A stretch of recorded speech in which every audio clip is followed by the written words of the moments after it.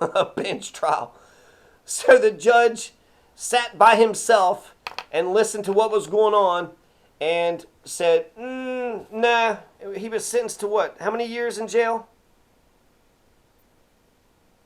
Did we already say how many years he was sentenced to jail? He served 8 years. A 26-year sentence. So one judge, this poor guy, this poor 15-year-old, I mean, let's give him the benefit of the doubt because we got Joe Bryan, right? If you have any questions about whether or not this guy is guilty or not guilty, okay, if the guy is guilty, I can understand why, they might hedge this rule or that rule. But if the guy is innocent, let's take Joe Bryan. Let's put Joe Bryan in Andre Wallace's spot. Joe Bryan was charged with murdering his wife. He didn't do it. It was another guy. I forget the guy's name.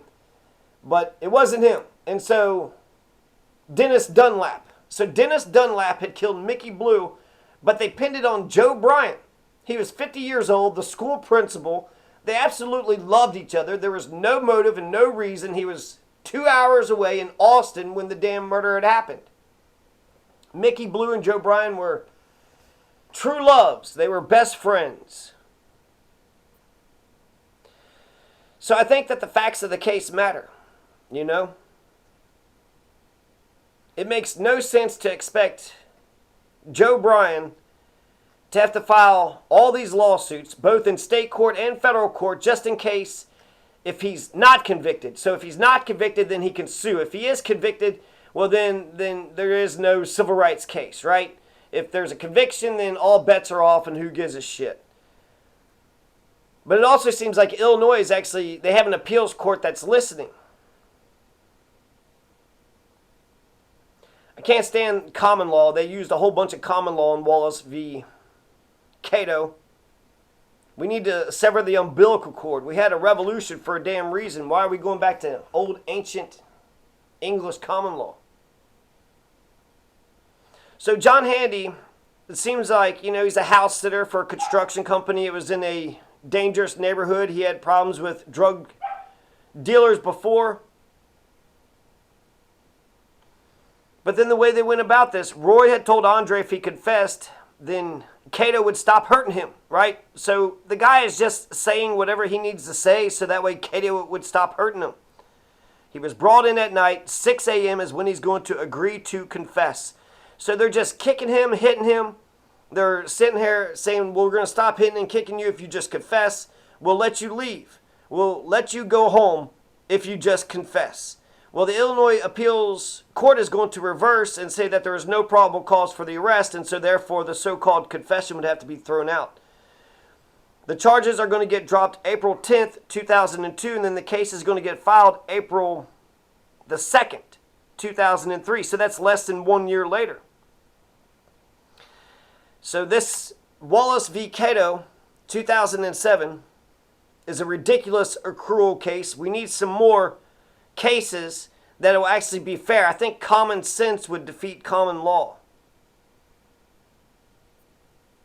15-year-old Andre was supposed to file a federal civil rights claim while he was sitting in jail. That's the only way that he would have been able to get any kind of justice. He was sitting in jail looking at 29 years. To think that he was supposed to file a civil rights case while the state case was going on, this is incredible. You can only do one case at a time.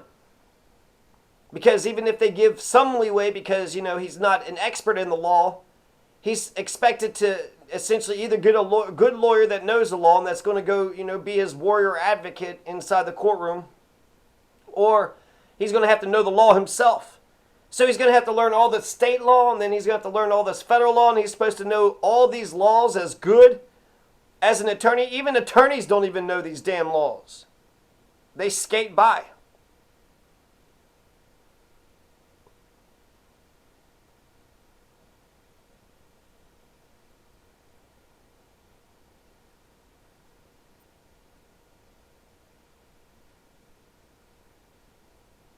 The judgment needs to defend the good and vilify the bad. A lot of these cases are not doing that. So let's carry on. Andre Wallace v. Kristen Kato. Andre Wallace v. Kristen Kato. They use common law tort principles, the standard rule that accrual occurs when plaintiff has a complete and present cause of action. No dispute Andre Wallace could have filed suit, they say. There's no dispute he could have filed the suit as soon as the wrongful arrest had happened. When he's in jail, so when he's in a 3x3 cell with his damn cellmate, and he's got no pen, no paper, no law books, he only has, a toilet and a little water fountain.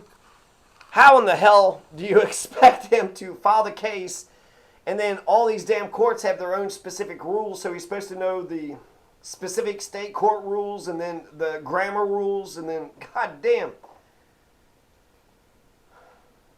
It's like they expect more out of a pro se person than they do a lawyer. A lawyer could just come in and just, shard out a complaint, and then that's going to be listened to. So they're trying to say that the injury of a wrongful arrest is the involuntary detention, and then the malicious prosecution would be the involuntary detention afterwards. So that's the line of demarcation. Just to understand, Andre Wallace v. Kristen Kato. A refinement to be considered, Scalia continues. The common law treatment of torts of false arrest and false imprisonment, they overlap. This comes from D. Dobbs, Law of Torts, page 88, 2001. Every confinement is imprisonment. He's saying this is common law. So every confinement is imprisonment, whether you're actually in a prison or jail, or whether you're stuck in a private home, or even if you're in the streets, the stocks. Even if you're in the stocks, what are the stocks? Or detained on the street. If you're detained on the street or in the streets, that's also an imprisonment. That's also what? So we're listening to Scalia when he's sitting there saying that you could be, it could be false imprisonment even if you're in the streets. And that comes from M. Newell, Malicious Prosecution, 1892. Also 1990, American Law of Torts. False imprisonment without legal process. That's Prosser and Keaton on the Law of Torts, 1984. So if there was no warrant for his arrest, right, that would be false imprisonment without legal process. False imprisonment can't be pursued while he's still locked up. Then there's 3 more common law references. Common law is such bullshit. I hate common law. I hate common law with a passion. So when I just think about my own experience, I was inundated with learning state law from 2021 to 2023. And common law sucks, but specifically Colorado says that the common law doesn't carry any weight. You can't use common law really for anything. So the wrongful detention changes to abuse of process and malicious prosecution once he is bound over by the magistrate or arraigned on charges. And then he references that to common law torts as well.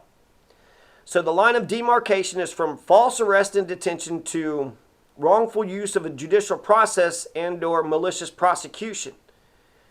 It's also more 2 common law references. So the petitioner, he contends that his false imprisonment ended upon release from custody. That is rejected. After he was released from custody, that was when the injury for the malicious prosecution ended. So then that means the guy who made the wrongful arrest is going to get away with it, and maybe he could file some suit against the prosecutor. But if he didn't file it in time, because the Supreme Court doesn't hear this damn thing until 2006.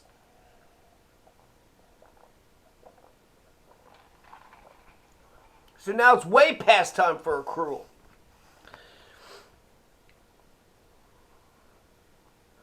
I just read a couple, actually, of the facts of 2 other Illinois cases, and the guys are just so damn guilty, or it seems like they just stink of guilt. And so in the interest of justice, I could see how you could hedge some of these, rules